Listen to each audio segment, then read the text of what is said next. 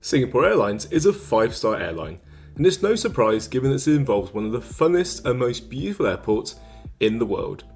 Not to mention the fine dining, exceptional cabin crew, and a business class product that is still good by today's standards.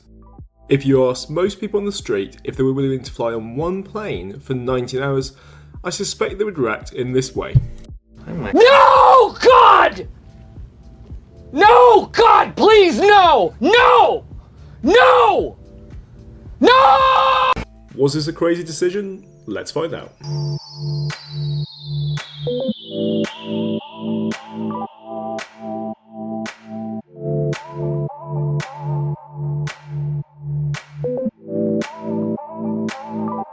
So as the intro suggested, there's going to be one hell of a trip. It's 18 hours from Singapore to Newark, New York City. Let's find out what we're going to do today. Today's flight is pretty insane. Departing Singapore at midnight 40, we'll fly up towards Tokyo before flying over the North Pacific to Anchorage, before crossing Canada and touching down to Newark at 6:30 the same day. Taking over 18 hours and covering an incredible distance of approximately 10,000 miles. This is going to be a challenge. It's too soon to start thinking about how to navigate the 18 hours on board, so it's off to the Singapore Airlines Kris Flyer Lounge. Now if you've seen the previous video, you'll know that I don't really rate the business class lounge so much. It just seems to be a really big room with a lot of chairs, so I won't spend too much time there, but we'll give you a quick overview of what you can expect. For those who are a little bit confused, you have an absolute right to be. Given the size of Singapore Changi Airport, I was blown away. It appears there are multiple lounges and they are not all created equally. The one I visited last time when transiting between Manila and Jakarta was literally a large room with hundreds of chairs, and in no way as nice as the one I stand in today. Having just come off a flight from Jakarta, I could absolutely make a meal here, particularly with that enticing raspberry pistachio cake. But I'm saving myself for the flight. The lounge is a good size, but it appears much like Qatar at Doha Hamad International Airport. I've come at the peak time, and there aren't many free chairs going. Time for a quick shower to freshen up. Luckily, there are plenty of showers, and most people seem distracted by the food. If you've never experienced the joys of a Toto toilet, then you have not lived. Not only is the toilet seat heated, but it will squirt your bottom with water and even dry it afterwards. Is it gimmicky? Yes. Is it fun? Definitely.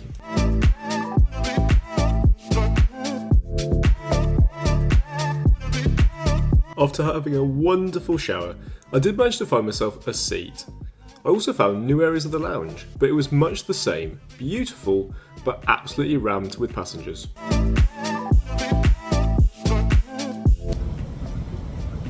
What? Okay, so I was wrong. Maybe the one I was in previously was like a regional lounge, but that was really well thought out, really well designed, so much food choice. Just one issue, very busy. It suddenly dawned on me that the flight is going to be challenging. Ignoring the nearly 19 hours of flying, which is a hell of a long time to be on a plane, it departs Singapore at midnight and arrives into New York at breakfast time. So considering meals and sleeping requires a bit of thought. It's an 18-hour flight, it needs a game plan, and basically I gather there's like one meal at the beginning, one meal at 8 hours in, and then there's another meal towards the end which is like a light refreshment one. So my idea is basically to have the first meal or not bother, and then fall asleep. At least that's the plan.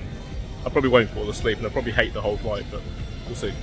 Due to the distance to New York, Singapore Airlines flies a variant of the popular Airbus A350, given the additional letters ULR, which stands for ultra long range. Qantas is, as they seem to have paused the programme, was trying to do something similar, flying direct from London to Sydney.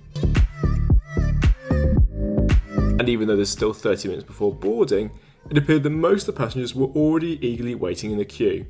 And given there are only two classes, business class or premium, I didn't really see the point in rushing to board. When boarding did eventually start, it was a very relaxed and casual affair, no pushing or shoving.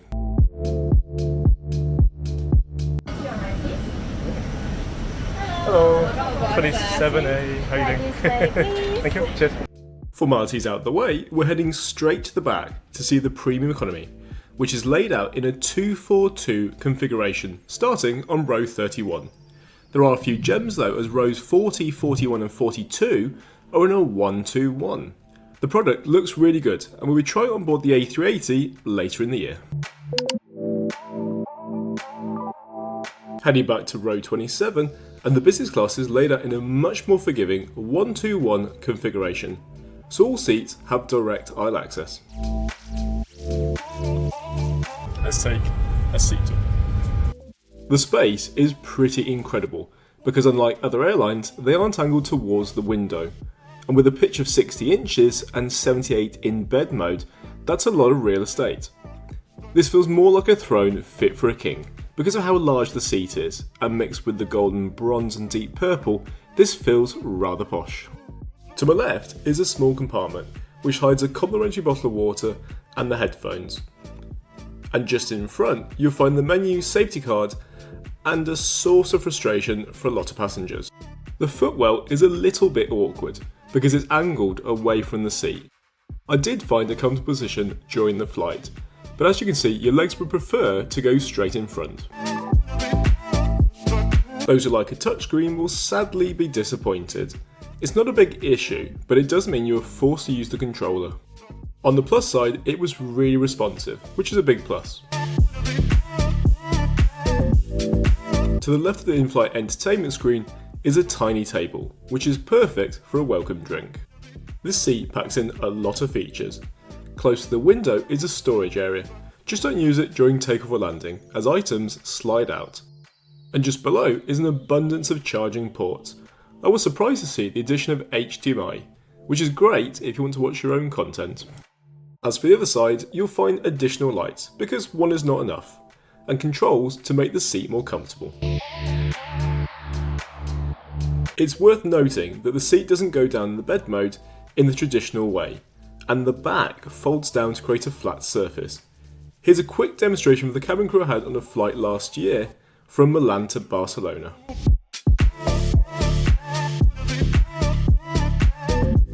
That was a lot of talking, so it's time for a refreshing welcome drink, which choices include water, orange juice or champagne.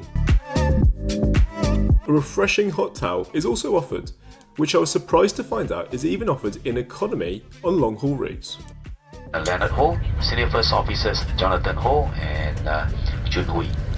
In the cabin, your in-flight manager CJ Ong and the rest of the cabin crew will make sure that the flight is pleasant one. Flight timer today to Newark, 17 hours and 20 minutes. Ordered weather is forecasted to be genuinely fair, occasionally slightly bumpy. I find the safety video very moving, always bringing a tear to my eye, as I have very fond memories of Singapore, and it's been a very long time since I last went.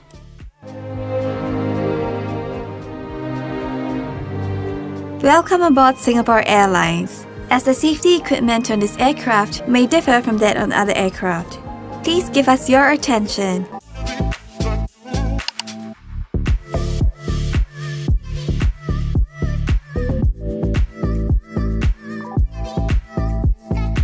Once in the air, I made the sensible decision to visit the bathroom, and on the A350 this is a lovely modern space.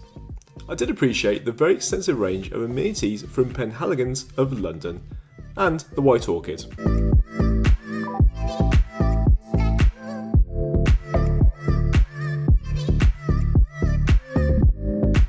Catering for this flight is certainly a challenge, and as we pass through so many different time zones, a modest selection is available just after takeoff, knowing that many will wish to sleep and might have eaten in the lounge. 8 hours in, a mid-flight menu is pretty extensive, with a refreshment menu available for those who choose and want it just before we arrive into New York at 6:30 AM. A bowl of warm nuts is handed out before the meal, and wanting something healthy, I opted for the seared tuna loin, which was delicious. Unfortunately, there were no other choices of appetizer. As for the main, the tagine tiger prawns sounded delicious, and it was, tasty, full of flavour, and the prawns were large. This was served on stylish china, with white linen, and to finish, I'm not a fan of coconut, but thoroughly enjoyed the tropical fruit compote. The headphones are solid, well built, and have excellent noise cancelling. they're very comfortable for the duration of the flight.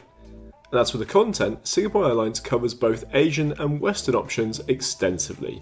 You'd have to fly them a lot to run out. Nice additions include live television, which is a bit of a rarity, and the map is reasonable and the same used by Qatar Airways. I spent the first 2 hours watching Joyride, which is from the makers of Crazy Rich Asians and Bad Neighbours, which is a thoroughly enjoyable and funny film. A quick visit to the bathroom and then I settled in, having converted the seat into a bed.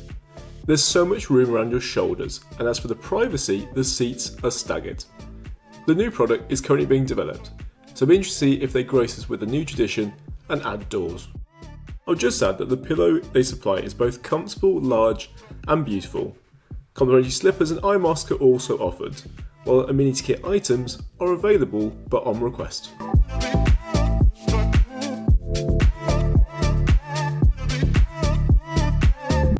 So it's 8 hours into the flight, 9 hours to go, and the next meal service is starting in 2 hours. I felt pretty good, to be fair, but I have slept for about 6.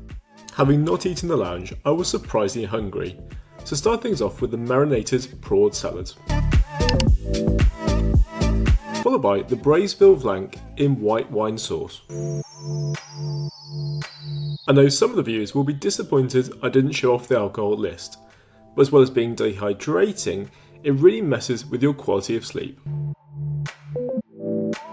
At this point, my body seemed quite content with the 7 hours of sleep, so my choices were to either try and sleep again, or just watch movies until New York.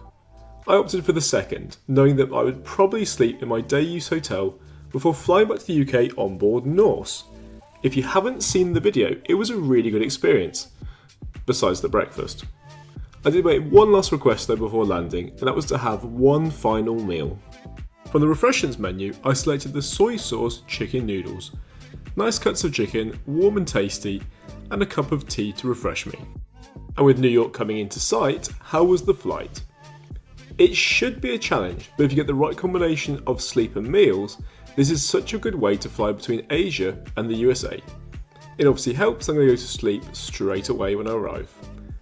I find the cabin crew on Singapore Airlines to be really consistently pleasant, welcoming, and usually good at proactively having a chat with the customers. They also come across as happy.